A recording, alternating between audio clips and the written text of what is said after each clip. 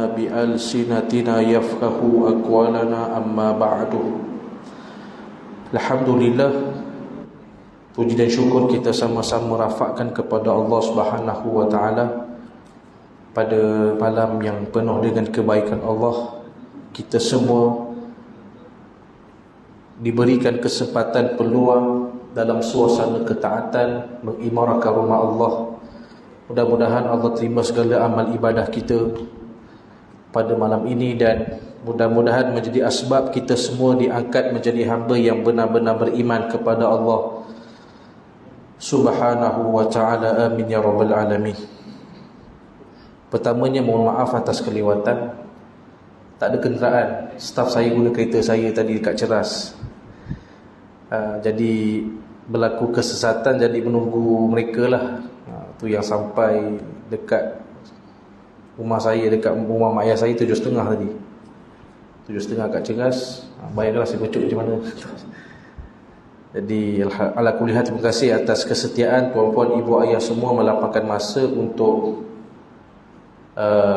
iktikaf, dan juga sambil itu kita sama-sama mendengar sedikit perkongsian kuliah maghrib kita insya-Allah.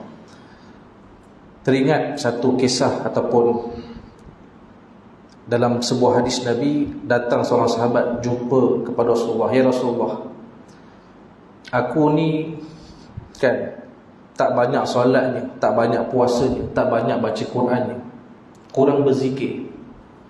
Maka apakah amalan yang dapat menutupi segala kekurangan itu, wahai Rasulullah?" Maka apa Nabi sebut, tuan-tuan sekalian, hendaklah kamu menjaga ibadah waktu maghrib sampai isyak. Menjaga ibadah pada waktu maghrib sampai isyak. Maka mudah-mudahan tuan-puan kan stay, terus setia menunggu kan iktikaf, mengimarahkan rumah Allah daripada maghrib sampai isyak.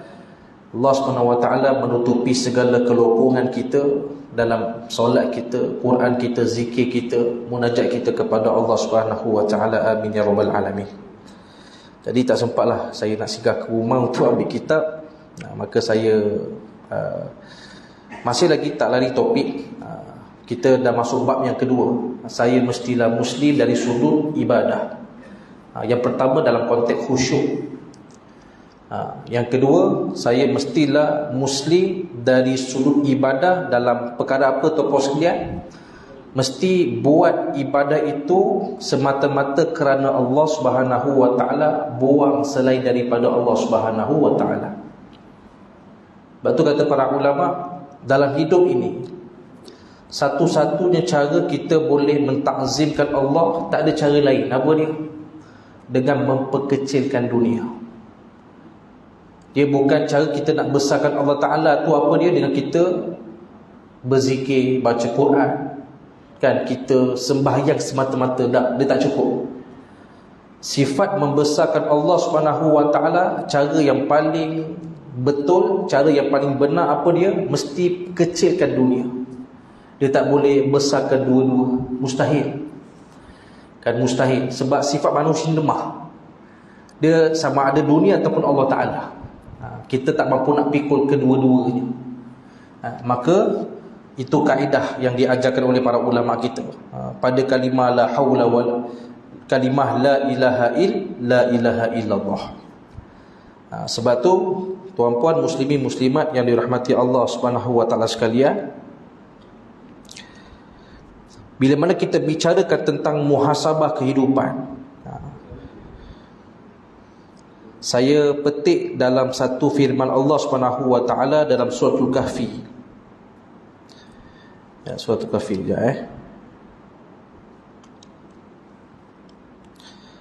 Suratul Kahfi ayat yang ke-6. A'udzubillahi minasyaitonir rajim. Fala'allaka bakhi'un nafsaka 'ala atharihim illam yu'minu bihadzal hadithi asafa. Maka jangan-jangan pula engkau wahai Muhammad membinasakan dirimu, bakhi'un nafsaka, membinasakan dirimu sebab apa? Disebabkan menanggung duka cita, sedih yang amat terhadap kesan-kesan perbuatan buruknya manusia. Ayat ini dalam tafsir Ibn Kathir diterangkan kepada kita, Nabi berada pada satu titik keadaan sampai tara Nabi tu nak bunuh diri. Kalimah asafah tu maksudnya sedih. Sedih yang amat sampai rasa macam nak bunuh diri. Nak bunuh diri. Sebab apa? Kerana Nabi berduka cita, Nabi sangat luka, sangat sedih melihat akan perbuatan manusia yang tak mahu beriman kepada Allah Subhanahu wa taala. Tak nak beriman dengan Al-Quranul Karim. Sebab itu kita kena banyak bersyukur jadi umat Nabi Muhammad. Sebab apa? Kita ni umat yang Allah pendekkan usia, umur kita. Lepas tu jangan pelik kenapa sirah Nabi yang terdahulu, contoh Nabi Yunus alaihissalam, kan, dakwah tanpa henti tokoh sekalian sampai tara ataupun Allah uji, kan, begitu putus asa dengan perbuatan manusia tak mahu beriman kepada Allah, lari daripada kaumnya. Itu yang sampai terjebak ceritanya, kena makan ikan nun, kan, terjun ke laut sampai dibaham oleh ikan besar. Kemudian Nabi Nuh, kan, Nabi Nuh sampai tahap dah tak tahan dengan perbuatan manusia yang tak mahu beriman kepada Allah Subhanahu wa taala. Apa yang Nabi Nuh buat? Mendepakan tangannya, berdoa kepada Allah untuk turunkan azab kepada kaumnya. Maka kisah ataupun sirah ini jangan kita salah faham. Bukan Nabi ini sifatnya berputus asa. Nak ceritanya, berat umat terdahulu, Nabi terdahulu terima agama satu. Nak pertahankan agama tu dengan usia 1000 tahun, 100 tahun, itu tak mudah tu sekalian. Kita ni umur baru 40 tahun pun rasa macam dah gigil dah akidah kita. Rasa macam nak terkapi-kapi dah kadang-kadang. Tak beriman dah, tak yakin dengan Tuhan dah, percaya dengan makhluk. Itu boleh merosakkan akidah kita. Itu baru umur 50-40 tahun tu sekalian. Nabi umat terdahulu usia mereka dalam kena menjaga iman agama tu pula tu 1000 tahun, 100 tahun lamanya. Ingat senang ke tu sekalian? Maka ni rahmat Allah jadikan kita di umat Nabi pendek umur kita. Maka pertahankanlah agama, kan, akidah kita ni sampai bila-bila, sampai mati tu sekalian. Kan? Jadi ayat ini kita ambil satu analogi, kita relate dengan konteks masa. Perasan tak? Dekat luar sana banyak kita dengar isu ataupun berita ataupun cerita tentang, kan, jumpa kawan ataupun kenalan yang kita tahu duduk kat kawasan Korea kita ni banyak orang miskin. Miskin tu sampai rasa kesian tu kan, dengan yalah bumbung tak ada, makanan tak ada, kan, anak ramai bilik satu, kan. Perasan tak? Kita jumpa orang miskin, orang fakir, kita datang rasa kesian kepada mereka. Kesian kita buat apa? Kita cari dana, cari bantuan untuk kita bantu ringankan beban dia, betul? Ataupun dekat luar sana banyak isu rumah tangga, keluarga merimpat ataupun tak ada sumber makanan, minuman yang cukup. Macam tadi, yalah, tim saya cerita waktu zaman dia susah. Tu boslah. Saya punya staff saya ni tiga-tiga ceritanya mak ayah bercerai. Muda, ada lepasan SPM, ada yang umur 20-an, awal 20-an. Kebetulan tim saya ni tu bos lihat, tadilah memang cerita bawa panjang lah, kan, semuanya mengalami situasi berentakan rumah tangga. Semua saya punya tim saya mak ayah dah bercerai. Ada tu lagi hebat tu bos lihat, membesar daripada usia sekolah menengah tingkatan 1, 4 beradik membesar sendiri. Bercerai mak ayah, mak balik Indonesia, ayah tibai kakak sulung dia tu bos lihat, sampai bengkak, sampai lebam berdarah, lari rumah, sampai sekarang duduk 4 beradik membesar sendiri tu bos lihat. Masya Allah, dahsyat kita dengar cerita mereka. Datang rasa kesian, rasa nak bantu mereka. Tapi perasan tak, ada satu isu yang banyak kita terlepas pandang. Ada benda yang gap dekat masyarakat kita ni. Apa dia? Berapa ramai pula yang ada rasa kesian bagi rumah tangga, keluarga yang tak jaga solat. Orang miskin, orang tak ada makanan ni, kita mudah rasa kesian dan kita beri bantuan pada mereka, betul? Tapi perasan tak, dekat luar sana tu banyak yang anak-anak, suami isteri tak jaga solat, tapi kita buat benda, kita buat donoh je tu puan. Tak rasa kesian langsung. Ini penyakit yang akan menimpa pada umat Nabi pada akhir zaman. Lebih mengutamakan perut daripada agama, daripada Allah Subhanahu wa taala. Ini masuk ni. Nabi ni jelas dia punya view dia tentang kehidupan dunia. Kan, Nabi tak risau bimbang dengan sahabat Nabi yang tak makan, yang miskin, yang melarat. Nabi tak pernah risau bimbang. Sebab apa? Allah jamin mereka dekat akhirat orang yang dijamin syurga oleh Allah Subhanahu wa taala. Dengan syarat dia redha dan bersyukur dengan Allah, sabar dengan musibah Allah taala. Maka tak perlu bimbang sebenarnya. Kan, yang kita kena bimbang, risau apa dia tu puan sekalian? Dekat luar sana selesa tak sembahyang, dan kekal tak sembahyang, dan tak ada siapa pun ambil pot tentang masalah rumah tangga mereka. Ini Nabi ditajam penglihatan dia, rasa sampai tahap nak bunuh diri hanya kerana manusia tidak mahu beriman kepada Quran, kepada Allah Subhanahu wa taala tu puan sekalian.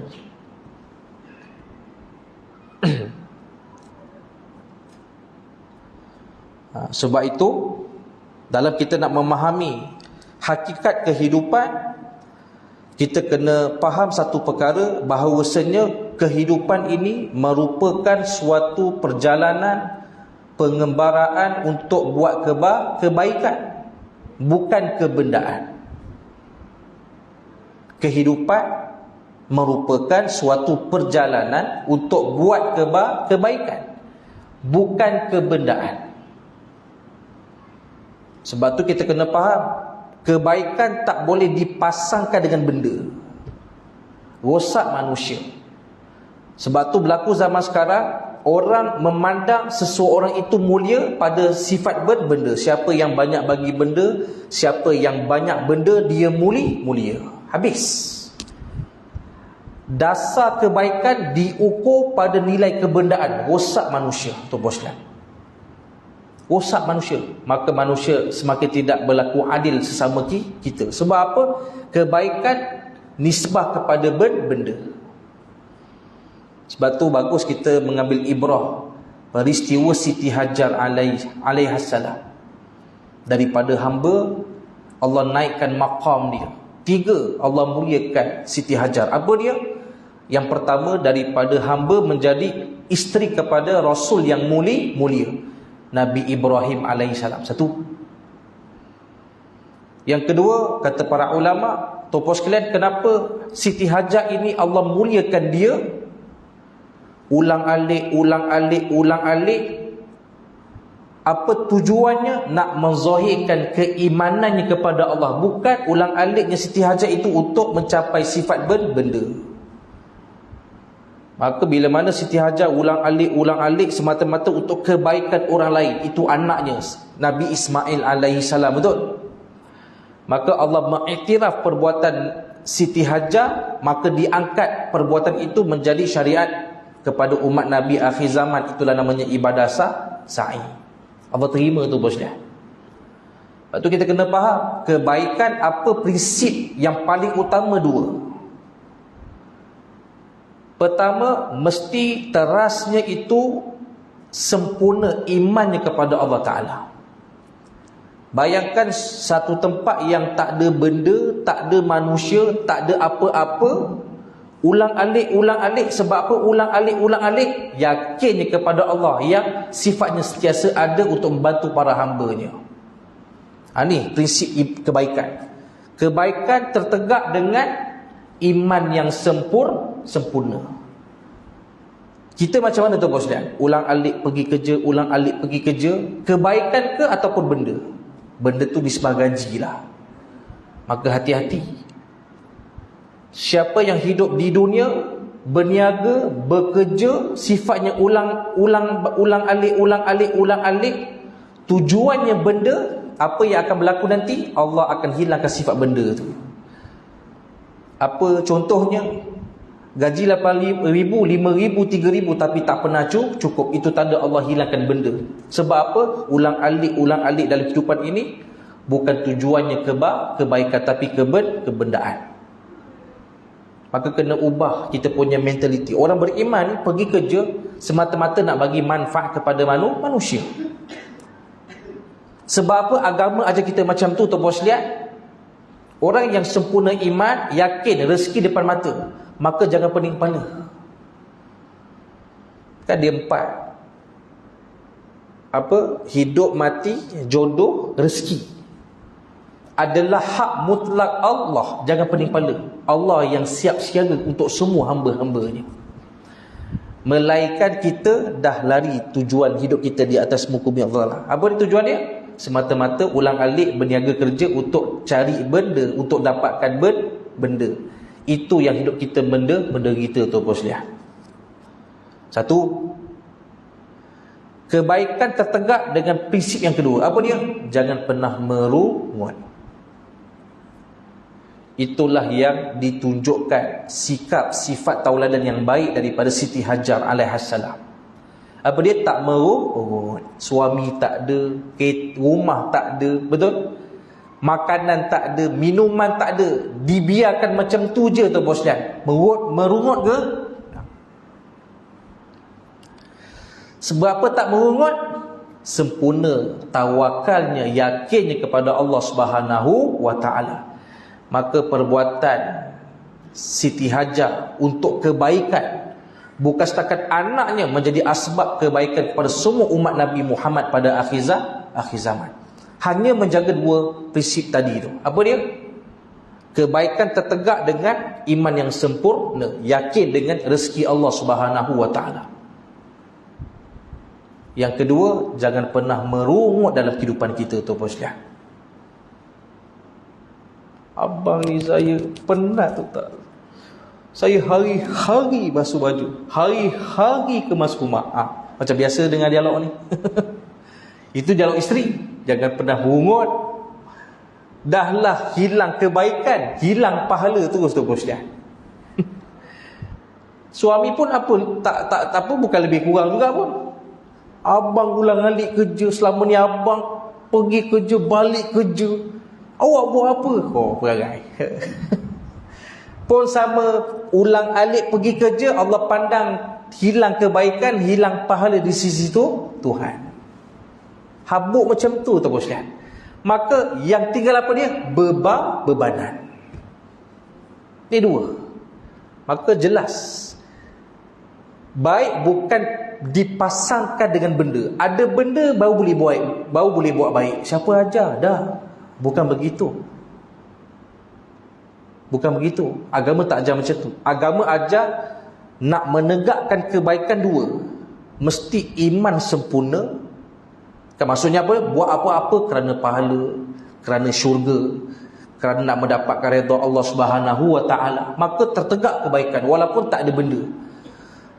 Dia tak ada apa-apa yang nak diberikan kepada manusia, tapi orang nampak dia baik. Sebab apa? Meletakkan prinsip kebaikan bukan atas dasar keakuan, tetapi ketuhanan. Allah Ta'ala yang resikan aku, Allah Ta'ala yang beri kebaikan. Aku ni tolong je, kan? Aku ni tak ada apa-apa pun. Aku ni lemah, aku ni banyak aib, banyak benda buruk. Maka orang nampak dia mulia tu, walaupun tak memberi apa-apa. Satu. Yang kedua, jangan banyak merungut. Kan, jangan banyak merungut tu, ni yang diajarkan oleh bagaimana ibrah di sebalik kisah Siti Hajar alaihassalam.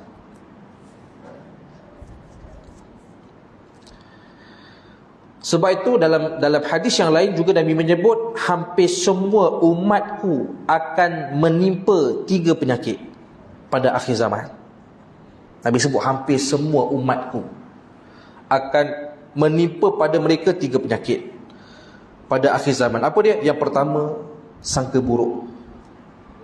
Yang kedua, hasad dengki. Yang ketiga, tidak redha dengan takdir Allah Subhanahu wa taala. Siapa yang tak pernah buat 3 perangai ini? Angkat tangan. Ustaz, saya tak pernah sangka buruk. Saya tak pernah hasad dengki, dan saya tak pernah tak redha dengan ketentuan Allah Subhanahu wa taala. Perasan tak? Semua ada 3 perangai ini. Sebab apa? Nabi sebut hampir semua umatku akan kena 3 penyakit ni. Kesimpulannya, kata para ulama, apakah root cause, punca, sebab utama umat Nabi akhir zaman semua akan ada 3 penyakit ni? Sebab apa? Satu jawapan dia. Dalam hati manusia ada hubbud dunia, ada dunia dalam hati kita. Tuan-puan, kan Nabi dah sebut dunia ni seperti bangkai. Apa sifat bangkai? Busuk. Benda busuk masuk dalam kolbu, dalam jiwa, dalam hati manusia, maka berlakulah istilah hati busuk. Bila hati itu busuk dan menjadi membusuk, maka terzahirlah 3 sifat tadi itu. Apa dia? Buruk sangka, hasad dengki, dan juga tidak redha dengan ketentuan Allah Subhanahu wa taala. Dan yang kedua, kenapa jadi busuk hati kita? Sebab kita tak ada pilihan. Kita berada pada tempat yang busuk, itulah namanya dunia. Sebagai ujian kepada manusia. Kita memang dah Allah tentukan, takdirkan, letakkan kita ni di dunia tu sendiri. Kan tuan? Dekat dunia tu sendiri, kita ni busuk. Bukan tu je, jangan lupa kita ni pun busuk. Setuju? Macam tak setuju ya? Kita ni pun busuk. Di mana letaknya busuk manusia tu, bos lihat? Perasan tak kita ni mengendong daripada kecil sampai kita meninggal penuh dengan najis dalam tubuh kita ni. Taiknya, nanahnya, apa lagi, air kencing, beraknya. Siapa pun tak ada yang tak pernah berak. Ustaz, saya berak keluar mas tak? Ada? Saya buang air kecil, Ustaz, dia air mineral yang telah disuling, Ustaz. Ada? Tak ada. Maka jelas Allah tak membenarkan langsung kita ni terdetik rasa mulia. Sebab apa? Kita duk hit ke mana-mana, membawa najis yang membusuk dalam tubuh kita tu, bos lihat. Sampai tara tu Allah nak ingatkan pada kita ni tak ada ruang, peluang langsung sepatutnya rasa mulia di depan Allah Subhanahu wa taala. Kan? Maka ubati 3 penyakit tadi tu. Sangka buruk, hasad dengki, dan juga tidak redha dengan ketentuan Allah Subhanahu wa taala. Maka kata para ulama, apakah ubat bagi 3 penyakit ni? Apa ubat bagi penyakit sangka buruk? Apakah ubat bagi penyakit sangka buruk? Jawapannya, tuan-puan, ibu ayah sekalian, ubat bagi penyakit sangka buruk itu apa dia? Iaitu mesti mendalami, menguasai ilmu ma'rifatullah. Kita kena memandang kehidupan ini dengan makna yang lebih hakiki, bukan zahiri semata-mata. Contohnya apa dia? Dalam perbahasan kehidupan itu, bos dia, kata para ulama, kehidupan sifatnya ghaib. Apa tu ghaib? Tak tahu apa yang akan berlaku. Betul? Kenapa Allah jadikan hidup ini sifatnya ghaib? Tak tahu apa yang akan berlaku. Supaya manusia minta hanya kepada Sang Maha Tahu, iaitu Allah Subhanahu wa taala. Kena sedari, hidup ni biar pandai, jangan mandai-mandai.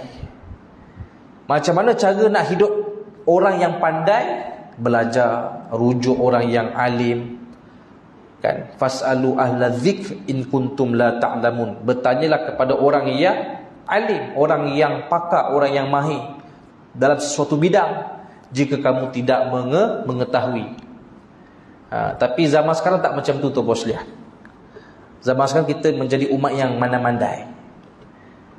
Dia tidak bersandarkan kepada sumber Tuhan, Quran dan sunnah Nabi Muhammad sallallahu alaihi wasallam. Maka sengaja Allah jadikan hidup ini ghaib. Tak tahu apa yang akan berlaku. Sebab tu kita sentiasa dalam hidup ni takut dengan hidup, takut dengan kehidupan. Kan? Asal hidup je masalah, kan? Asal masalah je hidup. Kan? Kenapa? Sebab kita tak tahu apa kesan masalah tersebut. Anak mati bila, anak kita sakit boleh sembuh ke tak, tak tahu. Sifat tak tahu inilah yang menyebabkan hati kita mudah rasa gundah gulana tu bos lihat. Maka agama datang ajar kita apa dia? Serahkan urusan kita sepenuhnya kepada Allah Subhanahu wa ta'ala. Kena banyak bersangka baik kepada Allah. Contoh, ada satu amalan yang Allah sebut dalam surah Az-Zumar, pahalanya unlimited. Allah sebut hanya orang yang bersabar sahaja akan diberikan pahala tanpa batas. Ada satu amalan pahalanya unlimited, dia tak ada full stop, terus Allah kurniakan pahala tanpa henti. Apakah amalan tu tuan-tuan sekalian? Sabar. Sabar. Siapa yang ada sifat sabar, itu tanda dia merupakan ahli syurga Allah. Sebab apa? Orang yang tidak sabar, hilang sabar, akan masuk neraka Allah. Tak sabar sebab tu tinggal semayang. Tak sabar sebab tu ungkit segala kebaikan yang telah dia berpenat lelah usahakan untuk kehidupan dia. Ungkit sebab tak sabar tu bos dia. Nampak tak? Dengan sebab tak sabar tinggal solat, tak sabar ungkit perangai kebaikan dia. Akhirnya semua perbuatan itu akan menghuban kita dalam neraka Allah Subhanahu wa ta'ala. Wa na'udzubillah. Maka sabar adalah sifat ahli syurga. Orang yang tak sabar sifat ahli neraka. Maka apa kaitan dengan suuzon tadi tu, tuan-tuan sekalian? Maka kena sangka baik kepada Allah. Kenapa Allah uji kita dengan macam-macam masalah musibah kehidupan? Sebab Allah nak kita didik hati kita dengan sifat sabar. Betul? Sebab sabar je kita akan dijanjikan syurga oleh Allah Subhanahu wa ta'ala. Kan kita pernah bahaskan sebelum ni. Masuk syurga dua cara je, tak ada cara lain. Pertama, taat. Yang kedua, sabar dengan musibah bala Tuhan. Maka bila mana kita pilih bermalas-malas dalam bab ibadah, dalam bab taat, maka bersedialah kita untuk beda sifat sabar untuk menghadapi musibah bala daripada Tuhan. Dia dua je Ustaz. Dia ginilah istilah, kalau tak bangun malam terpulang. Tapi menjelang pagi besok, tengoklah anak buahan. Dia macam tu lah. Ada je slack, ada je benda yang buat kita nak melenting marah. Ganti kita tak buat taat pada waktu sepertiga malam. Itu standard hidup kita. Saya minta izin habis tepat pada masa sebab saya ada kuliah Isyak dekat Surada. Memang kalau kabut hidup saya ni.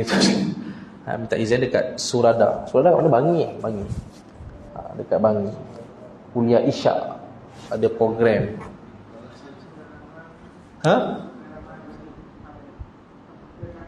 Dia bagi way, saya tak tahu kat mana. Surada. Dia kata dekat dengan Bangi. Itulah saya minta izin. Kita habis tepat sedikit pada waktunya. Maka jelaslah tu bos dia. Kan kenapa Allah uji kita dengan macam-macam benda? Sebab Allah nak didik kita dengan sifat sabar supaya kita akan dimasukkan syurga oleh Allah Subhanahu wa ta'ala. Maka kena bersabar tu Muslim. Sabar ustaz lambat. Sabar kalau ustaz pun habis kuliah ni lambat. Sabar tu Muslim. Yang kedua kata Nabi apa dia tu Muslim? Hasad dengki. Ubati dengan dua cara. Yang pertama, jangan jaja orang yang kita berhasad. Dengki macam mana pun jangan sampai buka mulut, tu je. Walaupun berbulu, berbengkak, rasa berdarah kita punya geram. Ni ulama ajar kita kaedah. Hasad dengki ni nombor satu yang paling penting apa dia? Jangan sampai buka mulut. Yang kedua, inilah cara yang paling susah tetapi yang paling mujarab. Apa dia?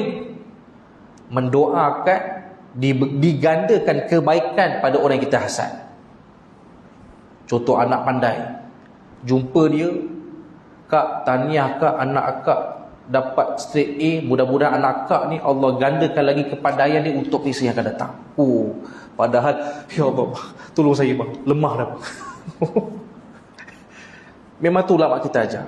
Terus lihat, doakan digandakan nikmat bagi mereka yang kita berhasad. Itu cara yang paling susah tetapi yang paling mujarab. Dan akhir sekali tu question apa dia? Iaitu tidak redha dengan takdir Allah Subhanahu wa taala. Topos lihat. Ketika mana Nabi Musa alaihissalam, depannya laut merah, belakangnya Firaun, betul? Terkandas jalan mati. Lari punya lari topos dengan Bani Israel, tiba-tiba tersangkut terkandas dekat jalan mati. Depan laut merah, belakang apa? Belakang ada tentera Firaun. Dalam riwayat menyatakan hampir 1 juta tentera Firaun. Totally legasi Firaun terhimpun dekat situ. Sebab tu bila berlakunya terbelah laut merah tu terbosan, habis survival legasi Firaun. Tukar ganti Bani Israel yang lebih paranoid sifatnya berbanding Firaun. Kesan tekanan menjadi kelompok yang menjadi ancaman Firaun. Bani Israel ini Allah sampai Allah simpati pada Bani Israel, Allah utuskan Nabi Musa sebagai penyelamat. Sebab apa? Daripada awal era sampai Nabi Musa tu diutuskan oleh Allah Ta'ala, memang jadi mangsa berdilan Firaun Bani Israel ni. Tapi bila mana Firaun mati, tuan-tuan sekalian, Bani Israel lebih jahat mengatasi Firaun. Paranoid. Dialah bangsa yang paling banyak bunuh Nabi dan Rasul. Firaun pun tak ada kita dengar cerita bunuh Nabi, bunuh Rasul, tak ada. Tapi Bani Israel sahaja bangsa menjadi penyakit paranoid. Dia lebih zalim berbanding Firaun. Sebab apa? Fobia. Kan? Ni macam budak-budak asrama lah. Masa tahun baru dia kena bully. Dah jadi abang long tu kan, dia lebih kuat bully daripada abang-abang lama dia. Ini penyakit paranoid. Lebih jahat daripada musuh-musuh yang lepas dia. Wa na'udzubillah tu Muslim. Tapi kenapa Nabi Musa tenang? Tak gelisah, tak gementar? Sebab yakinnya kepada Allah Subhanahu wa taala dengan yakin yang bulat. Dalam tafsir Ibnu Katsir tentang surah Al-Fil, tentera Abrahah, kata Ibnu Katsir, 2 sebab kenapa Allah utuskan burung ababil untuk selamatkan Kaabah. Pertama, Kaabah itu rumah Allah. Memang tempat yang Allah muliakan, maka Allah protect. Yang kedua, dia terkejut sikit. Kenapa Allah datangkan burung ababil? Ketika hampir tiba, dekat sangat dah, tentera bergajah Abraha ni untuk masuk ke kota Mekah bagi tujuan menghancurkan Kaabah. Apa yang berlaku? Kaabah, dalam riwayat ulama sebut, keliling Kaabah tu hampir 360 buah berhala dok keliling dekat Kaabah tu. Tapi ada benda miracle berlaku pada waktu tu. Apa dia? Penduduk Arab jahiliah berhimpun dekat Kaabah, berdoa meminta tolong kepada Allah Subhanahu wa taala. Mereka sangat yakin tak ada Tuhan yang boleh selamatkan mereka daripada tentera Abraha kecuali Tuhan Allah. Allah suka perbuatan Arab jahiliyah, maka Allah utuskan burung ababil mengikut pandangan Ibnu Katsir. Boslah, maka jelas siapa yang berjaya mengosongkan pergantungannya hanya kepada Allah Subhanahu wa taala atau kosliat, maka Allah akan berikan pertolongan, dan pertolongan Allah Taala tu sangatlah dekat. Kenapa doa kita lambat mustajab? Simple jawapannya. Dalam kita meminta pada Tuhan, pada Allah Ta'ala, nampak lagi usaha, nampak lagi cara, nampak lagi manusia. Habis kita terposnya. Sebab tu Allah sengaja delay sampai fresh dengan manusia, fresh dengan usaha. Betul? Dah tak nampak cara, nampak Allah je, kun fayakun. Maka ini yang diajarkan oleh agama kita. Maka mudah-mudahan dengan tajuk yang kita bahaskan pada malam ini, saya Muslim dari sudut akidah dalam aspek ibadah hanyalah semata-mata kerana Allah. Buang segalanya yang selain daripada Allah Subhanahu wa taala. Mohon maaf terkasar bahasa, terlajur bicara, hanya Allah Taala saja dapat menyempurnakan perbahasan kita pada malam ini. Sir al-baqti la kulli hadza wa safallah. Assalamualaikum warahmatullahi taala wabarakatuh.